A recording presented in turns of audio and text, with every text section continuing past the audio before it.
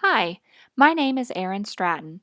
This brief PowerPoint video presentation was prepared to provide basic information about the Ebola virus to nurses and nursing students.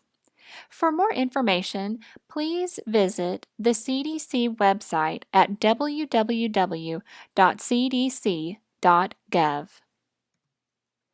The objectives of this presentation are to provide basic and accurate information allowing healthcare workers to identify the history of the Ebola virus, to identify the mode of transmission of the Ebola virus, to recognize signs and symptoms of the Ebola virus, and to verbalize healthcare worker and hospital responsibilities. The first recognized case of Ebola was identified in Zaire, Africa in 1976. This outbreak involved 318 cases in which 280 individuals died. The virus was spread by close contact and use of contaminated needles and syringes that were used in the hospitals and clinics. In 1994 in Gabon, Africa, there was another outbreak that developed in a gold mining camp in the rainforest in which 52 individuals were diagnosed and 31 died. In 1996, there was another outbreak of this Ebola virus in Gabon, Africa, in which 19 people who butchered a chimpanzee that was found dead ate that meat and became sick. That outbreak involved 37 individuals, in which 21 died. The additional cases were presumably family members who had provided care for the original 19. In 1996, there was the first diagnosed case in South Africa. This is a map depicting the cases and outbreaks throughout the country of the Ebola virus. In 2007, in Congo, there was another large outbreak in which 264 cases were diagnosed, with 187 individuals dying.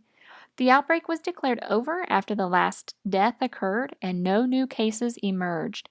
However, in 2007 in Uganda, during another outbreak, a new strain was reported. From March 2014 to present, there has been the current outbreak in multiple West African countries. As of October 13th of 2014, 4,655 laboratory diagnosed cases have been identified, with 2,431 individuals dying of the Ebola virus. That's 51%. On September 25th, 2014, the first patient diagnosed in the U.S. With the Ebola virus. Let's take a moment to review. Please jot down the answers to these questions. In what area did the Ebola virus originate? What year was the Ebola virus first identified?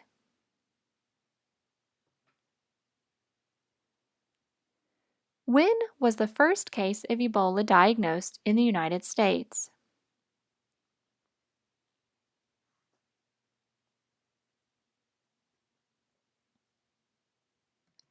Let's continue on to the modes of transmission of the Ebola virus. Researchers do not know what the original host is, but they believe that the first patient became infected after contact with an infected animal. The Ebola virus is spread through direct contact with blood or bodily fluids such as urine, saliva, sweat, feces, vomit, diarrhea, breast milk, and semen. Syringes and needles contaminated with the virus can also spread the Ebola virus. Infected animals. If an individual was hunted, butchered, and or eaten, if they've eaten that infected animal, they can become infected with the Ebola virus. This does include bats and chimpanzees. There's no evidence that mosquitoes or insects can transmit the Ebola virus, only mammals. Let's review the modes of transmission. List two methods of transmission of the Ebola virus.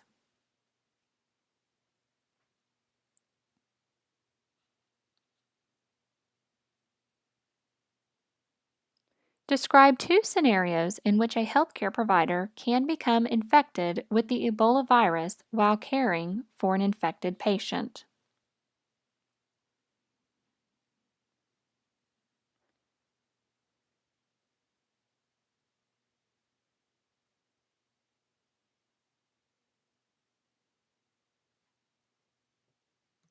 Let's continue to the signs and symptoms of the Ebola virus.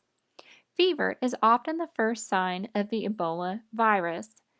In addition to a fever, there is the severe headache, muscle pain, weakness, diarrhea, vomiting, abdominal pain, or unexplained hemorrhage. Symptoms can appear anywhere from 2 to 21 days after being exposed to the virus, but the average is 8 to 10 days. Individuals who have become infected with the Ebola virus develop antibodies, and those antibodies can last in that individual for up to 10 years. Healthcare providers exposed to or those who have treated a patient diagnosed with Ebola are closely monitored for those 21 days following exposure to the Ebola virus for signs and symptoms of the disease. Recommendations from the CDC include monitoring anyone who has been within 3 feet of a patient diagnosed with Ebola or those with direct brief contact. This monitoring includes self-monitoring for a fever twice a day and notifying the public health authority if a fever or any other symptoms develop. Let's review. List the signs and symptoms of the Ebola infection.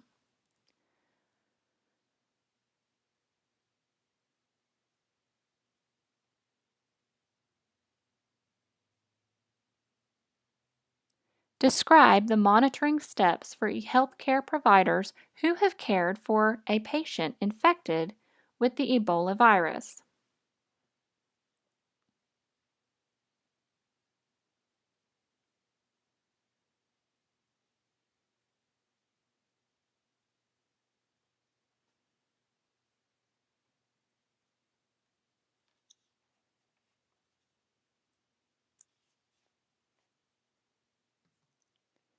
Now, let's cover the healthcare workers and hospital responsibilities.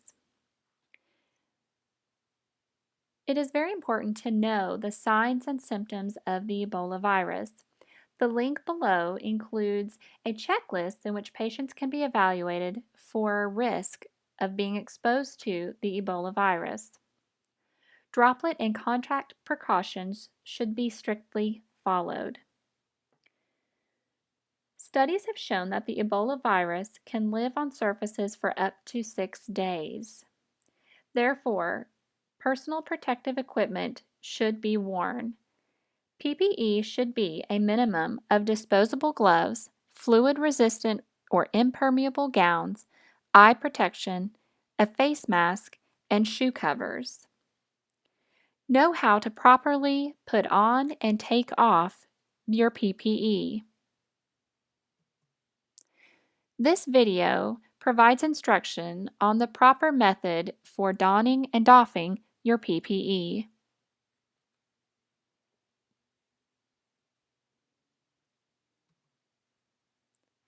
Healthcare workers and environmental staff who clean the rooms should wear recommended PPE. Use U.S. EPA registered hospital disinfectant. These cleaners should have a label that claim for a non-enveloped virus to disinfect the environment. Avoid contamination of reusable porous surfaces. Use mattresses that fluids cannot get through, and make sure that patients are not in a room with carpet, upholstered furniture, or curtains. Dispose of contaminated materials and linens appropriately. Larger facilities have large autoclaves that can destroy the virus. Know what your hospital provides in a way to destroy the Ebola virus. Most importantly, know your resources. Know and understand your hospital protocols and standard operating procedures and where to locate these. Know the CDC guidelines for providing care for Ebola patients. And the ANA, American Nursing Association website, is an additional resource that can provide information. Let's review. What is the proper method of donning and doffing PPE?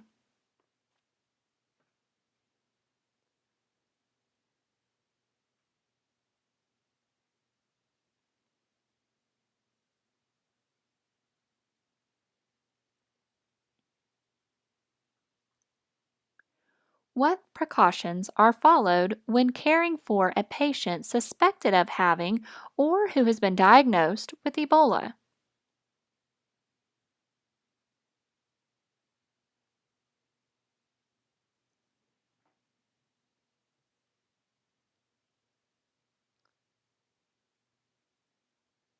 What are some resources, if you have questions, that you can use when caring for a patient with Ebola?